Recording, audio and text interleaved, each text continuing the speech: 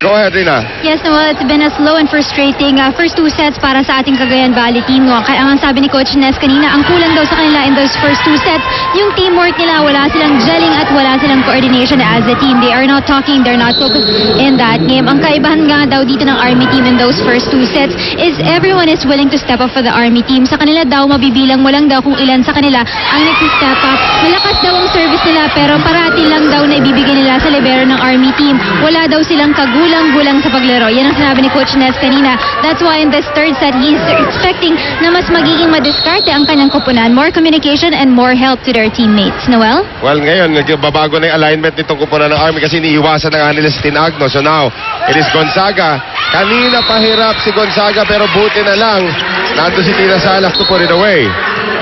Correct. Huli. Sabi niya, tama ka. O, diba? Natawa rin si Tina. Makalusot lang naman. Ina-acknowledge naman niya kung tama yung tawag. Oo. Correct. Illegal block. Ayan. Check. Oh, yan. Si Rachel na inaasintahan nila. Iniiwasan na nila si Agno and now, Cagayan Valley is up by 5.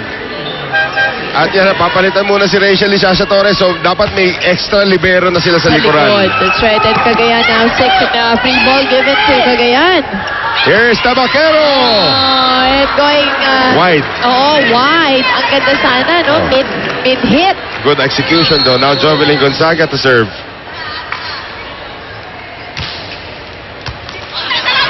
Here's Maizo running after it. Tabaquero galing sa likod.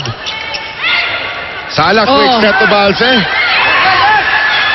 Back set to Maizo. Hihulog. Nando naman si Balse. They give it to Bautista.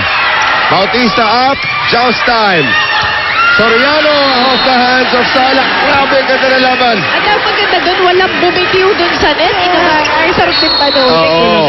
Yung sabi mo. Yung mga fans nga natin, nag-tweet na what a game na sila na what a game eh. Saya eh. Bautista, bawi, hindi pa rin. Ay! Oh, Sayang yung kinayod ni Pineda doon. right. Tumaas naman yung bola, but on the second ball, then medyo late pareho. Sabi ni Maizo, di muna ngayon. Soriano, turned back there by Sabas. They go to Tabaquero, off the block. Bautista, hindi na maabutan. And again, you see the effort, di ba? For every point. Parang championship eh, no? Oh. Good serve there by Soriano, Torres, Bautista. And Cross court. Bautista cross court once again gets the point. Ganun kanina ang ginawa niya. Di ba nung second set? Right. So down by 4, Lady Troopers. Giselle C. going to Tabaquero. Cross court is a miss.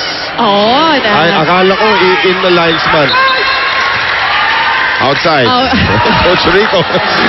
Galit na si Coach Rico. Kasi unang senyo sa linesman in. Pero he could made the correct call. Inangat niya yung flag. Coach Tess natatawa. Nalito ng bahagya. Tao lang din yung mga linesman natin. Because that's the official ball of the Shakey's V-League. Agno saving that one.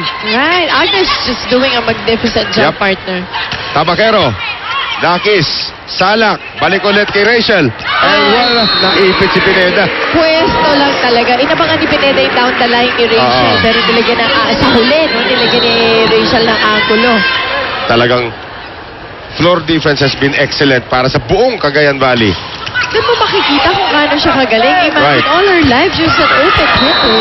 Rachel, no? Pinakuna naman sa harapan ni Bang. This time, Pineda gets to it. Binigay kay Maizo sa likuran. Nandun si Sabas. Here's Dakis again. Off the block of Yulalio this time. Correct. Rachel Dakis now sa opensa is doing the damage for the Philippine Army. 13 all. Naburay 5 puntos na kalamangan kanina ng Cagayan Valley. Yulalio. Vargas. Tabaquero off the block. Bautista. Binalik. Going to Tabaquero once again. At si Angge nakahanap na naman ng paraan. And no coverage at all behind the Philippine Army. So, point goes to Cagayan. Tama yung ginawa ni Nene Bautista. Tinatawag na chop. Di ba natin? Naalala mo diba? Chop. Chop lang yan. Chop lang. At least, kaya lang napalakas yung chop niya. Gonzaga, running attack. Jeannie Sabas. Lakas. No check ball. No check Asking ball. for a Ah. check, no go. Goes long, so dalawa na naman ang kalamangan ng Cagayan. Tabakero to serve.